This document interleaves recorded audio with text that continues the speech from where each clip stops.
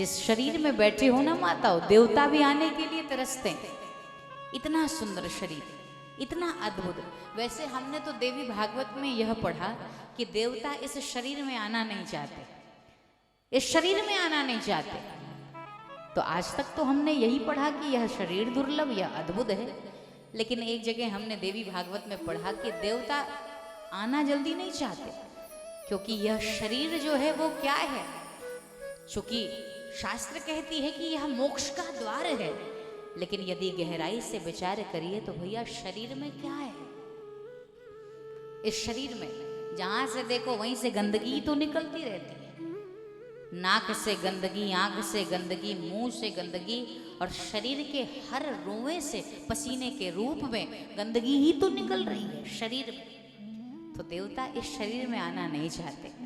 लेकिन इस शरीर की सबसे बड़ी विशेषता ये, जिस शरीर पे हम आकर्षित होते हैं, जिस शरीर को हम देख करके आहा बड़े आनंदित, कितना अद्भुत है, सारा चमड़े का ही खेल है महाराज।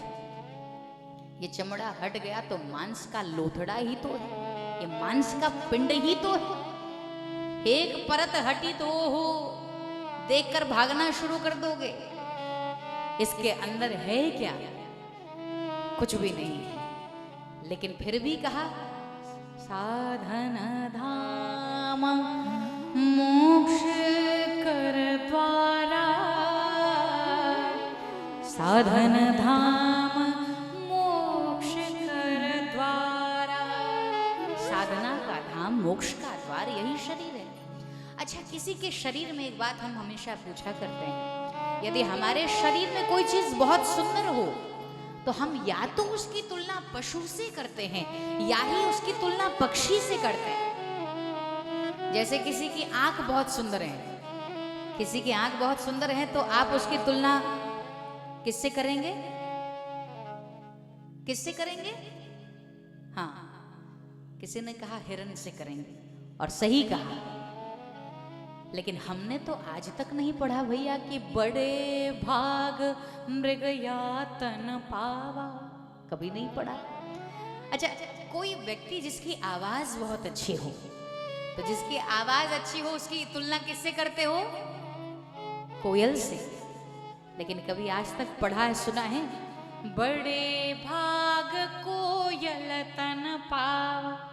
कभी नहीं पढ़ा। जब लिखना हो तो लिखते हैं बड़े भाग मानुष तन। अच्छा, कोई ऐसा व्यक्ति जो सोता हो और जरा सी आहट पाए और उठ जाता हो, सोता हो और जरा सी आहट मिले उठ जाए, तो बताइए किससे उसकी तुलना करते हैं? हाँ, ओह, आजकल कुत्ते इतनी बड़ी बड़ी गाड़ियों में घूम रहे हैं, कुत्ता इंसानों को दुर्लभ है। लेकिन गोस्वामी जी क्या लिखते हैं?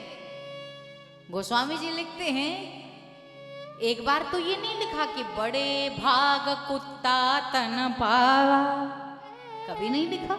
जब जब लिखना हुआ तो यही बड़े भाग मानुष तन पावा। क्यों?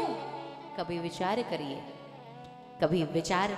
और हमें तो यही लगता है ये वो शरीर में आप बैठे हैं, ये आत्मा रूपी जो ड्राइवर है, ऐसे शरीर पर, यानी इस शरीर में जो बैठी हुई है, जिस शरीर में बैठी हुई है, यदि हमारी मेंटालिटी, हमारी सोच, हमारे अपनी मानसिक स्थिति, यदि हमारी सोच ऊर्ध्वगामी चली गई, ऊंचाई की ओर चली गई, तो ये इंसान भगवान को भी अपने पीछे दौड़ा देता है। यह इंसान अपने पीछे भगवान को भी दौड़ा देता है।